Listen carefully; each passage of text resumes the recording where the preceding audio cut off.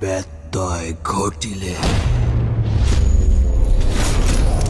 শাকিব খান অভিনীত তুফান ছবির মাত্র 1 মিনিট 20 সেকেন্ডের টিজার এসেছে ফেসবুক, ইউটিউবে।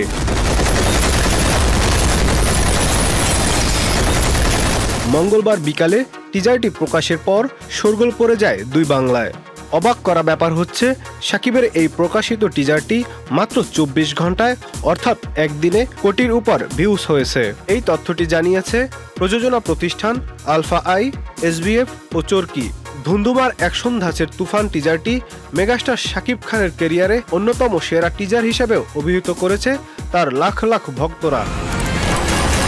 শাকিবিয়ানদের পাশাপাশি নেট দুনিয়ায় এই টিজার দিয়ে আলোচনার ঝড় তুলেছে দুই বাংলার ফিল্ম ক্রিটিকরা। তুফান, খুব ভয় পাইছি রে।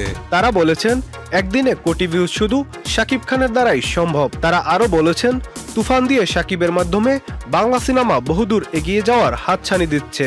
চরকি, এসবিএফ, আলফা আইয়ের প্রযোজনায় নির্মিতব্য তুফান পরিচালনা করছেন আলোচিত নির্মাতা রায়হান রাফি। প্রকাশিত টিজারে শাকিবকে সম্বোধন করা হয়েছে মেগাস্টার হিসাবে, যেখানে 90 দশকের একজন গ্যাংস্টারের চরিত্র রূপদান করতে চলছেন এই নায়ক। অঙ্গীকারনামা পড়তে পড়তে শুরু হয় টিজার, যেখানে তুফান ওরফে শাকিবের কণ্ঠে শোনা যায়, এখন থেকে পুরো দেশকে তুফানের হাতে তুলিয়া দেব।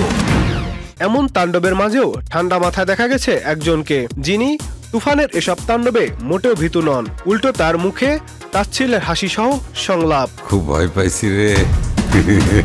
তুফানে শাকিব খান ও চঞ্চল ছাড়াও অভিনয় করেছেন ওপার বাংলার মিমি চক্রবর্তী, মাসুমা রহমান নাবিলা, মিশা সওদাগর সহ অনেকেই।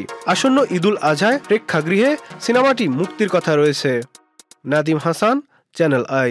ওয়ালটন ফ্রিজ কিনে অনেকের মতো আপনিও হয়ে যেতে পারেন মিলেনিয়াল। সেরা পণ্যের সেরা অফার।